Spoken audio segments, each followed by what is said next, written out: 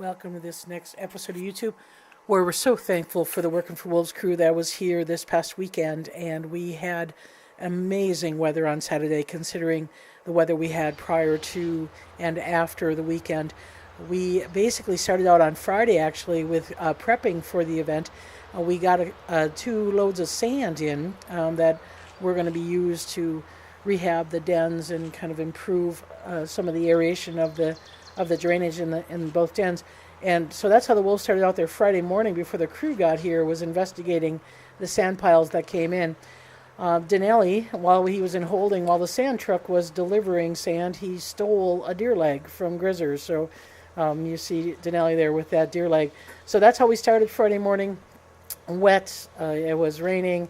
We backed the truck in and loaded it as close as we could to the den, so there wasn't as much wheeling as coming all the way from the front of the exhibit. And certainly that proved to be a real benefit. So Luna loves climbing on piles, and so we got to keep that in mind for a future enclosure enrichment. All we need to do is back up a sand truck, and the wolves entertain themselves for hours. So, like I say, the Working for Wolves crew came in on Friday night. Got to watch the wolves a little bit before Cameron did a presentation on the Midwest Wolf Stewards. And this was the last time the wolves got to romp in their cover hay for the year.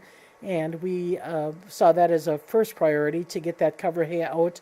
Certainly we didn't want it molding and causing some allergy issues. And so that was the last night that they got to roll in it as the crew was watching from the window. So you can see Luna here doing a little bit of a scruff bite interactions with Denali, and we did find that the wolves did extremely well this weekend. We have been doing Working for Wolves programs for years, and the dynamics of every particular pack is differing. Shadow and Malik were the more kind of anxious wolves that we've had here on site. They certainly didn't care much for large crowds, loud noises. Shadow would often be bark howling at the crowd before the weekend was over. These 4 wolves did extremely well with people, with going into holding. They were relaxed the whole time.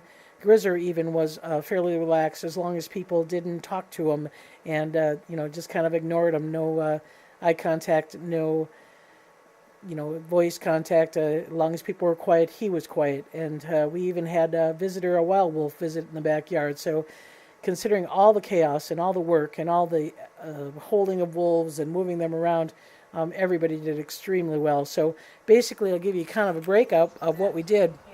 Once the straw was hauled out, we held them off from about 8 o'clock till about 10 and got all the straw out, got some of the sand moved, got certainly some work on the pond done. We distracted with some beaver tails, and here's Luna coming out of holding with a beaver tail. And the wolves got their first chance to kind of sniff where people had been. There was wood chips on top of the den. We'd done, certainly, like I said, a lot of the raking, got all of the cover hay out, and so there was lots of opportunities to sniff and to interact. And that tends to be what the wolves tend to do, is investigate quite a bit. And so we had a pretty good observation period of them interacting.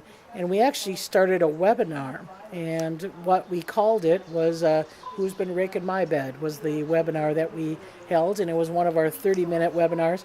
So here we do a webinar usually twice a month, one that's a 1 hour longer theme-based webinar that tends to have a topic that we kind of address, and the shorter webinars typically are food related or enclosure enrichment related. That means it's a shorter webinar. It allows us to provide some stimulus to the wolves and then have people watch the wolves in an active period. So it might be a feeding program where we wheel out a deer and then watch the wolves interact over that deer for 30 minutes.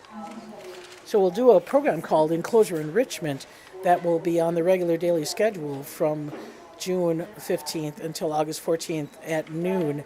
So we chose to feature this one enrichment because we knew it was going to be interesting, and certainly the wolves were pretty excited to have some opportunities. Now, Luna doesn't look very excited there on her back, but again, she was resting in that nice cool sand, and that really felt good. And plus, she had buried a beaver tail near there, so she was guarding that beaver tail from the other wolves. So I was able to stand next to her and conduct the webinar with not too much guarding. She was actually quite relaxed, but she was definitely aware of where the other wolves were.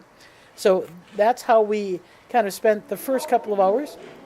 And then we gave the wolves a little bit of a break, and we moved them back into the pack holding area for another maybe hour and a half, and we finished up pruning off some branches, getting a little bit visibility for the public inside, certainly getting the pond filter and pond pump back up and running, making sure that, again, all of the area was cleaned, and then we, in addition to that, planted a lot of trees, and so that was something that certainly kept the wolves pretty active. So when they came back out the last time, after the second holding, again, they got excited about the wood chips. So you may see us asking for wood chips on Amazon.com. That's because when we put wood chips in, they don't always stay for very long. The wolves like them, but they don't always stay. So, like I said, it was a pretty exciting time for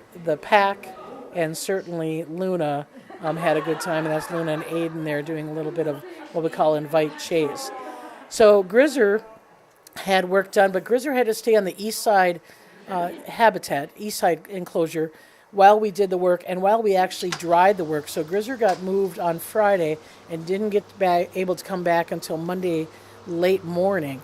And Grizz had sand put in a lot of his holes. He's probably not happy about that, but he had a lot of significantly deep holes that we filled.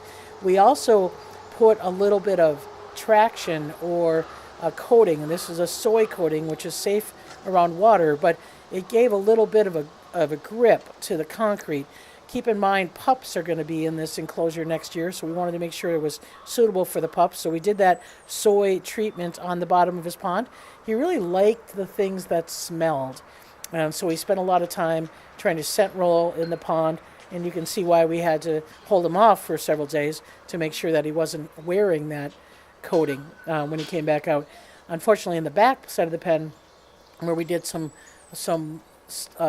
painting of the chain link in the back, he actually did get a little bit of brown coating on Monday, but for the most part, like I said, it's all soy based and it's all safe for him. But he was, again, had both of his dens cleaned. He had new wood chips, and there are new planted trees in his area as well, and they survived. Actually, this is today is Wednesday, so it's day 2 of him banging back in where the trees are, and he did pretty well.